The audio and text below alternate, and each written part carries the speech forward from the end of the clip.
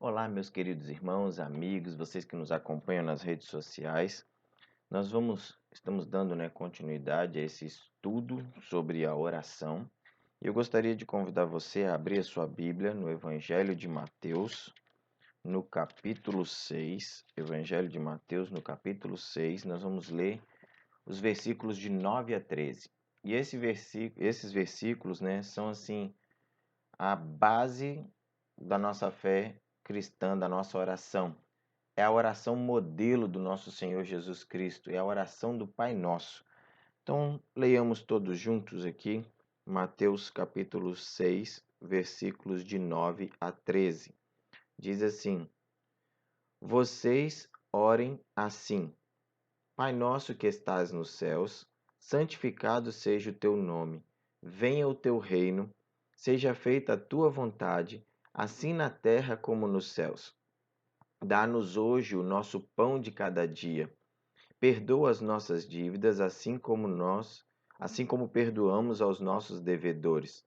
E não nos deixe cair em tentação, mas livra-nos do mal, porque teu é o reino, o poder e a glória para sempre. Amém. Meus queridos, neste estudo de hoje nós vamos falar sobre os 5 tipos básicos de oração e o impacto que eles exercem no nosso relacionamento com Deus. Na mensagem anterior eu encerrei falando, rapidamente sobre esses 5 tipos básicos de oração e hoje nós vamos detalhar esses 5 tipos básicos. Então, para isso é importante entender e praticar cada tipo de oração regularmente, pois cada um possui um papel singular no desenvolvimento do nosso relacionamento com Deus. Portanto, nenhum tipo de oração é mais significativo do que o outro. Então, nós vamos ver os 5 tipos básicos de oração agora, neste momento. E vamos entender que os 5 são importantes e nenhum é mais importante do que o outro. E todos eles juntos fazem parte daquilo que nós precisamos para um relacionamento saudável e eficaz em oração com o nosso Deus. O primeiro deles é louvor e ação de graças. Não tem como estar diante de Deus, não tem como estar diante da presença de Deus sem louvá-lo, sem adorá-lo e sem render graças a Ele. Por isso, no texto, no versículo 9 deste capítulo 6, nós vemos o seguinte: Jesus, quando ele começa a ensinar os discípulos, ele inicia com uma frase: Pai nosso que estás nos céus, santificado seja o teu nome. O objetivo principal pelo qual nós fomos criados foi para louvor e adoração de Deus. Por isso, o louvor e a ação de graças, elas são assim as formas mais básicas de cultuarmos a Deus e adorá-lo. Uma parte essencial do nosso relacionamento com Deus é o nosso tempo diário de louvor e ação de graças. Entretanto, quando nós falamos de oração, o que a grande parte das pessoas entende é que orar consiste em trazer diante de Deus uma lista interminável de desejos e necessidades. Como isso é triste, meus irmãos, como isso é triste, essa situação de que eu só chego diante de Deus quando eu quero pedir, quando eu quero suplicar por alguma coisa. Pois agindo assim, nós pulamos o tempo de louvor, o tempo de adoração a Deus, para chegarmos à nossa lista de pedidos. Segundo bem coloca, Gregory Friesel, no seu livro, que é o tema básico dessa nossa série de mensagens, ele diz o seguinte: o que Deus mais deseja é o nosso louvor e adoração sinceros. Deus não está muito interessado nas outras coisas. Ele está interessado em nosso louvor e nossa adoração sinceras a Ele. E através desse louvor e adoração sinceros a Ele, Ele atende às nossas necessidades. Desta maneira, meus irmãos, se desejamos ter uma vida de oração bíblica balanceada, lembrando, daquela ilustração que eu já falei anteriormente, da alimentação balanceada, aquela que tem que ter todos os nutrientes num mesmo prato. Então, se nós quisermos ter uma vida de oração balanceada e bíblica, sem dúvida, é necessário ter um tempo consistente em profundo louvor e ação de graças diante de Deus. Vejamos alguns exemplos bíblicos então. Salmo capítulo 100, versículos de 1 a 5. 1 Tessalonicenses capítulo 5, versículos 16 a 18. Salmo 22, 3 diz assim: Tu, porém, és o santo, és rei, és o louvor de Israel.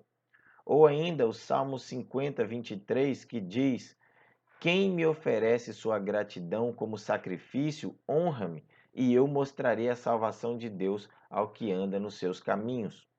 Ou Hebreus capítulo 13, versículo 15. Por meio de Jesus, portanto, ofereçamos continuamente a Deus um sacrifício de louvor, que é fruto de lábios que confessam o seu nome. E aí nós entramos no segundo ponto, no segundo tipo de oração, que é a confissão. O que Hebreus termina dizendo para nós? É fruto de lábios que confessam o seu nome. Então nós entramos na confissão. Para termos um relacionamento com Deus equilibrado, balanceado e bíblico, nós precisamos louvar a Ele, adorar, agradecer, ou seja, render graças, e também precisamos confessar. Jesus, no capítulo 6 de Mateus, no versículo 12, apenas a parte A do versículo, ele diz o seguinte: perdoa as nossas dívidas. A confissão de pecados praticada de forma regular em nossa vida é a forma fundamental pela qual nós obtemos o perdão divino e podemos manter uma vida cheia do Espírito Santo. É impossível, meus irmãos, manter uma vida cheia do poder do Espírito sem conservar um padrão consistente de confissão diária e arrependimento. Não tem como nós vivermos uma vida de comunhão e oração com Deus sem ter uma vida de confissão e arrependimento dos nossos pecados. É através dessa prática de confissão e purificação diárias que nos tornamos pessoas mais maduras na fé, crescendo e nos tornando conforme a imagem de Cristo Jesus. Entretanto, a confissão genuína e verdadeira tem a necessidade de ser completa e abrangente, como a que é apresentada pelo salmista no Salmo de número 139, versículos 23 e 24, onde ele diz: Investiga minha vida, ó Deus, descobre tudo a meu respeito, interroga-me, testa-me, assim terás uma ideia clara de quem eu sou. Vê por ti mesmo se fiz alguma coisa errada, e então guia-me na estrada que conduz à vida eterna.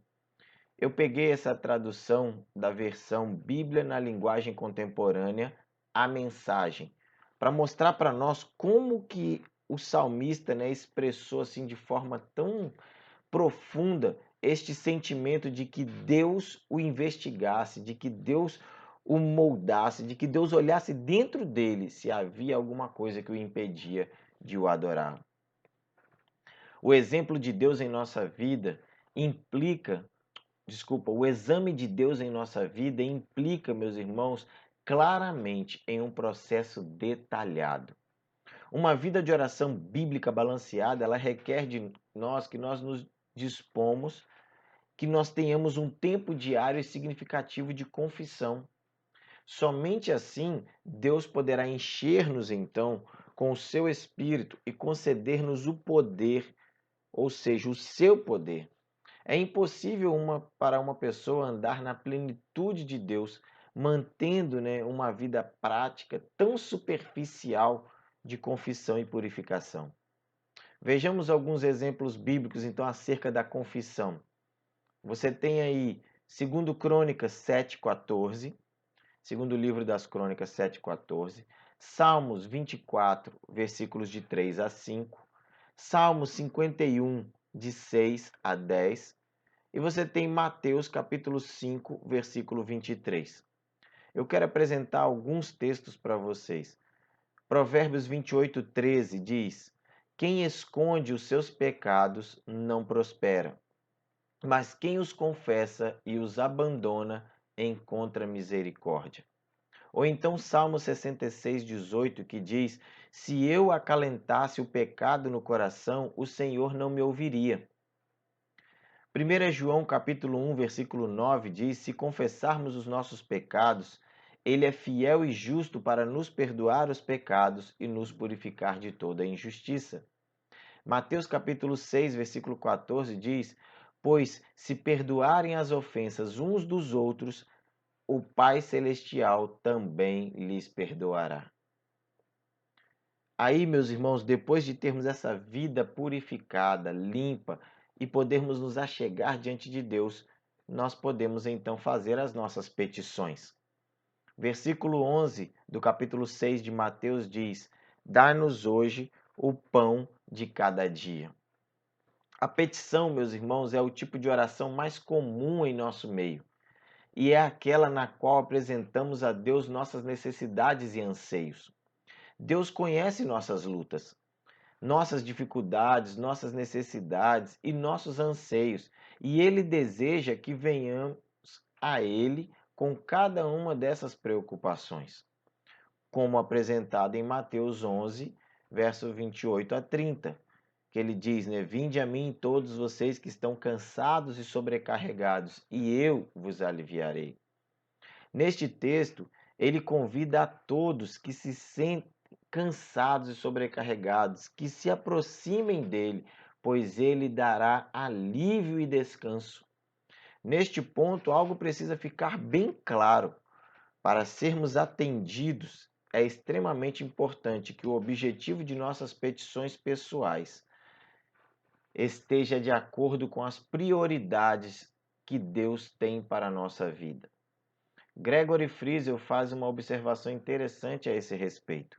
Ele diz: quanto mais tempo você gasta com o Pai, mais você aprenderá a fazer petições que lhe trarão benefícios eternos.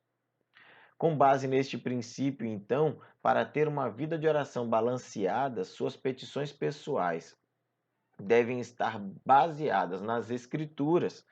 Aqui, ó, neste livro, suas petições precisam estar de acordo com este livro e terem a origem no coração de Deus, ou seja, no coração do próprio Deus. As petições que nós fazemos, elas têm que vir de Deus para nós e de nós de volta para Deus. Vejamos alguns exemplos bíblicos então sobre este assunto. Hebreus capítulo 4, verso 15 e 16, João 15, 7 e Filipenses capítulo 4, versos 6 e 7 diz assim: Não andem ansiosos por coisa alguma, mas em tudo pela oração e súplicas e com ação de graças apresentem seus pedidos a Deus. E a paz de Deus, que excede todo entendimento, guardará os seus corações e as suas mentes em Cristo Jesus. Aí nós passamos então ao quarto tipo de oração, tipo básico de oração, que é a intercessão. No versículo 13, a parte A de Mateus, capítulo 6, nós vemos o seguinte: E não nos deixes cair em tentação, mas livra-nos do mal.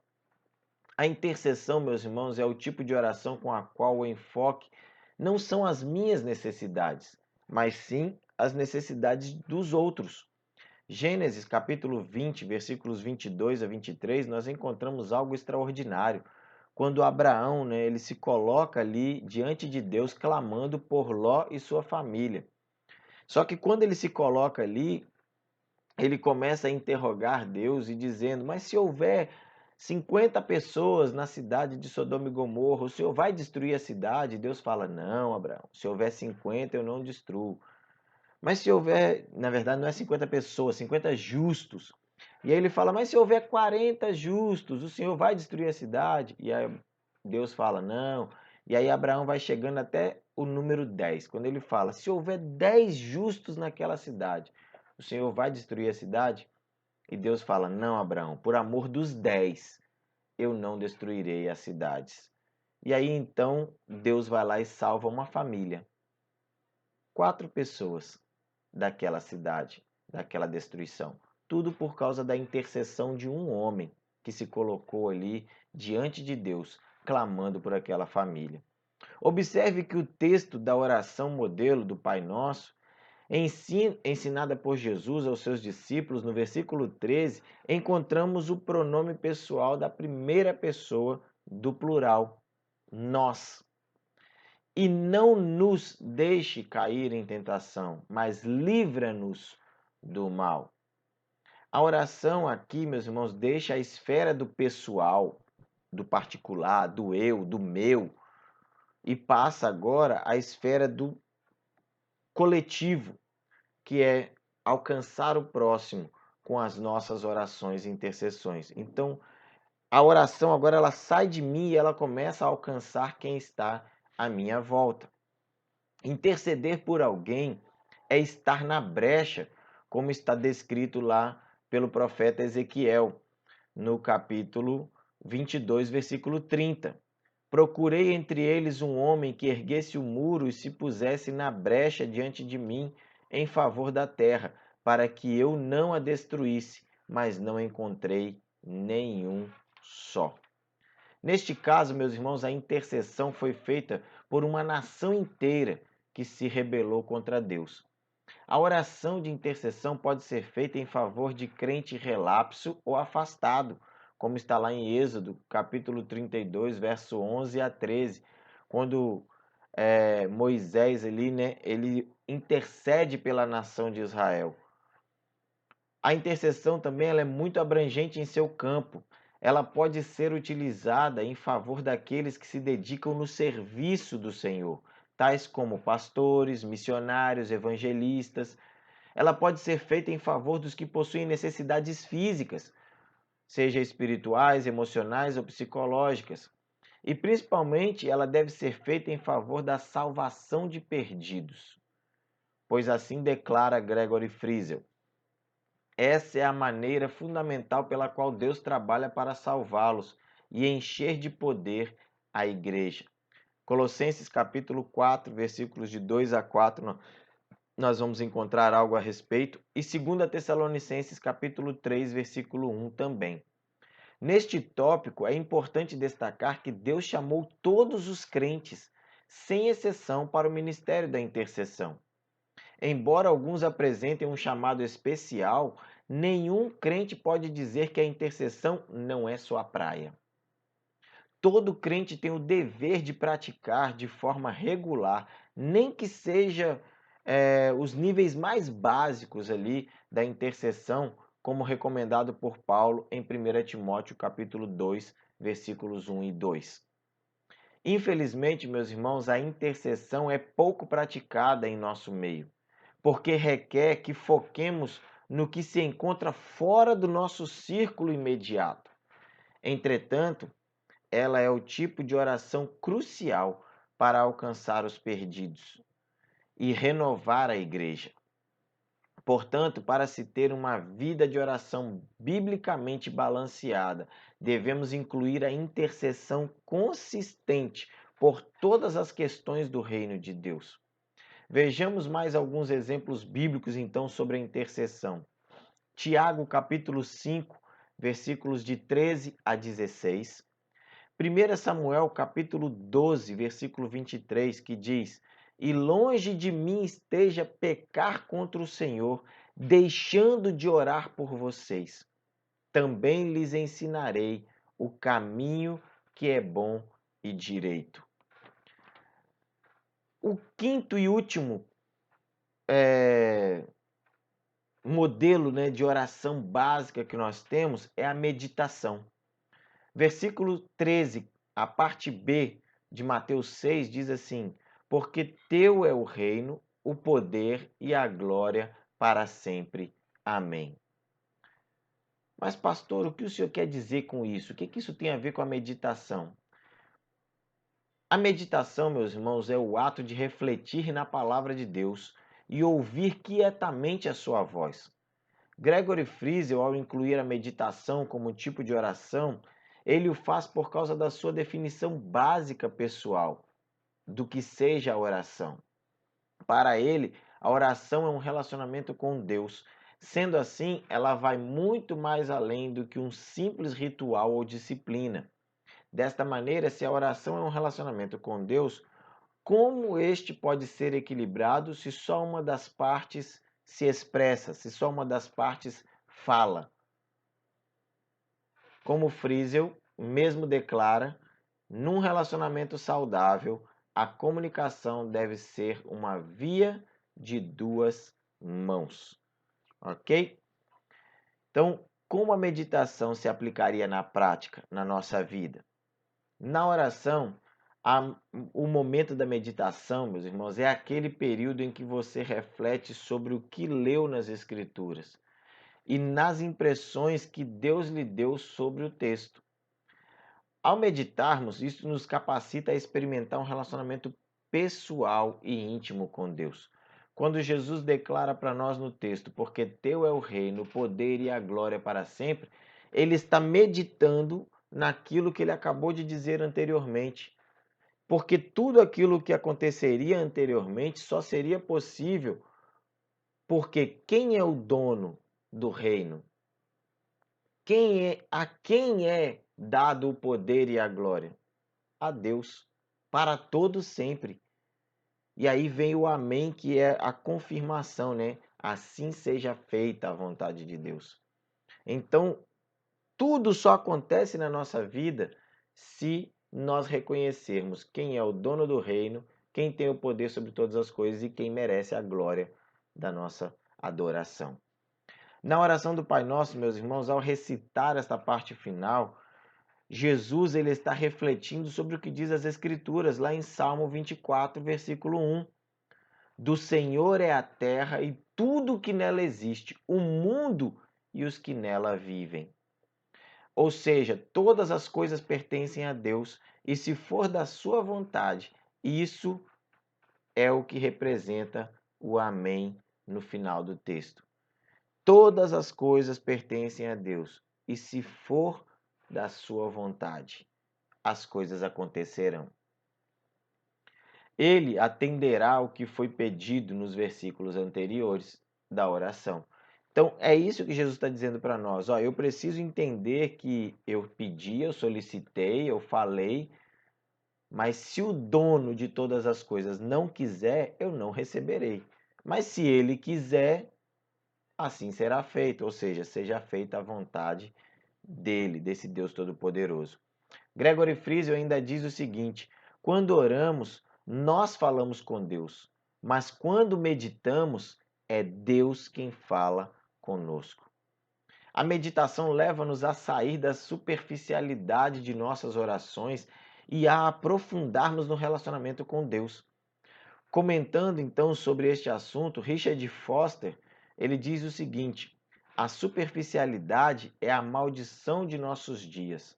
A doutrina da satisfação instantânea é um dos principais problemas espirituais.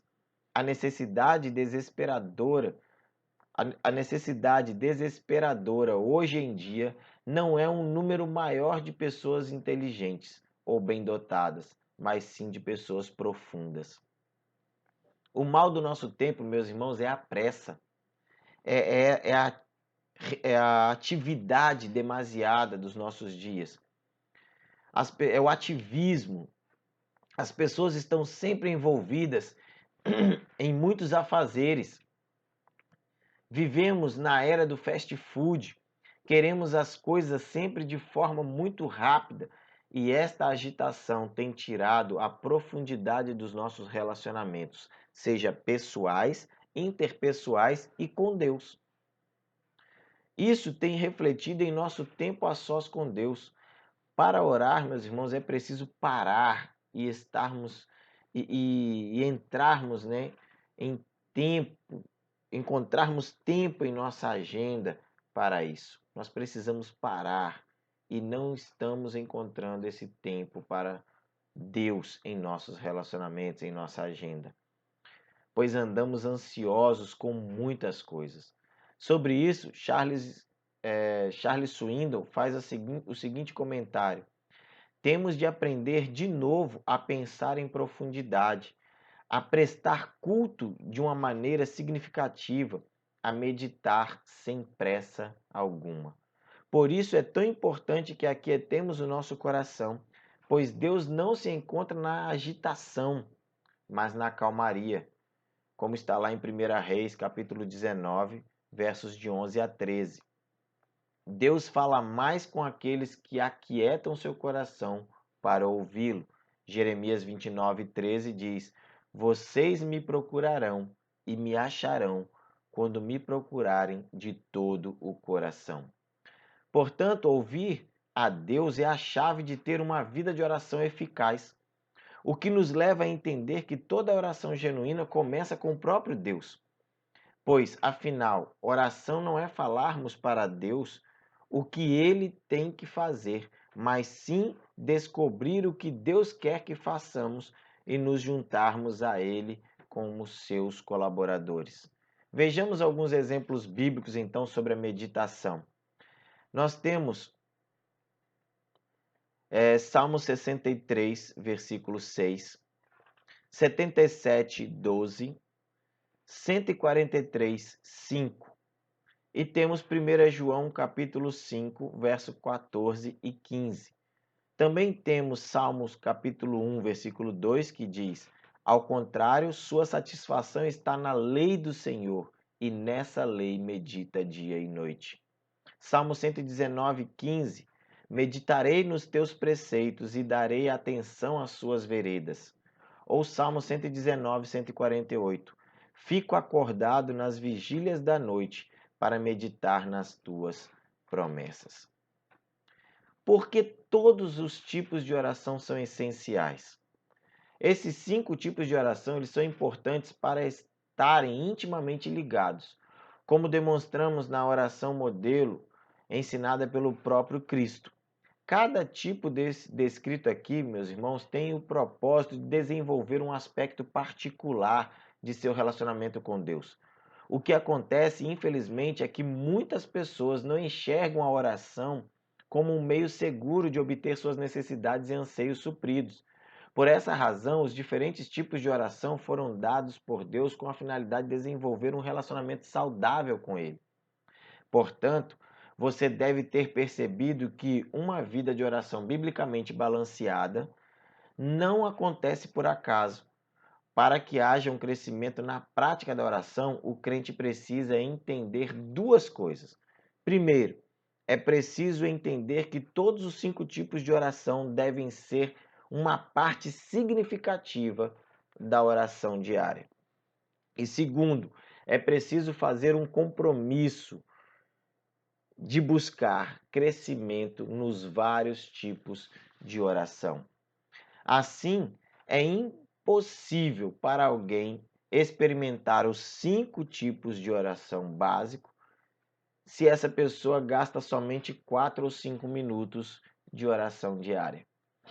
Segundo Friesel, quando você vê seu tempo de oração como um relacionamento e dá a Deus um tempo significativo, então e só então ele pode liberar você, ele pode liderar você numa experiência plena de uma vida de oração biblicamente equilibrada.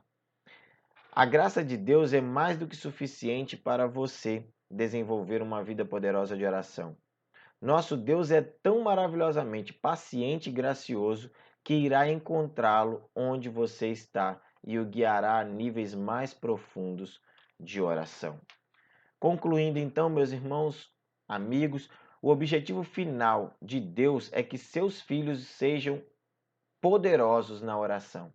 Portanto, nenhum filho de Deus deve sentir que respostas sobrenaturais às suas orações se encontram fora do seu alcance. Pois se você é salvo, não somente é capaz, mas responsável por desenvolver uma vida poderosa de oração com Cristo. Isso requer uma escolha diária. A verdade é que todos nós precisamos decidir gastar tempo de qualidade com Deus. Certamente, quanto mais fazemos isso, mais fácil vai ficando, né?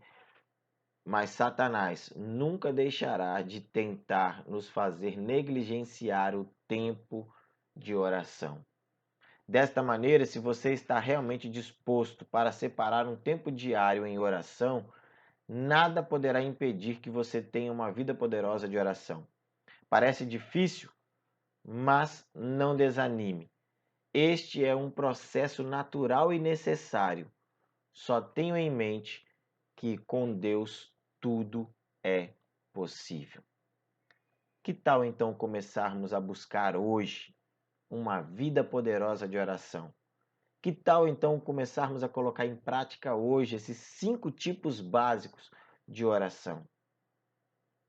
Que Deus te conduza nessa jornada de uma vida poderosa de oração. Que Deus te abençoe. Nós vamos orar neste momento, pedindo para que Deus abra sua mente e seu coração, para que você possa então entrar nesta jornada de oração e relacionamento com Deus. Senhor poderoso, que cada pessoa, Senhor, que esteja nos ouvindo agora, esteja nos assistindo, possa ter, ó Deus, esse desejo de ter uma vida poderosa de oração, uma vida de relacionamento pessoal e íntimo contigo. Uma vida, Deus, que veja a sua oração sendo eficaz em todas as esferas. Ajude, Deus, os nossos ouvintes, os nossos assistentes aqui, as pessoas que nos acompanham, a ter esta vida poderosa de oração. É a minha oração, em nome de Jesus. Amém. Que Deus abençoe você.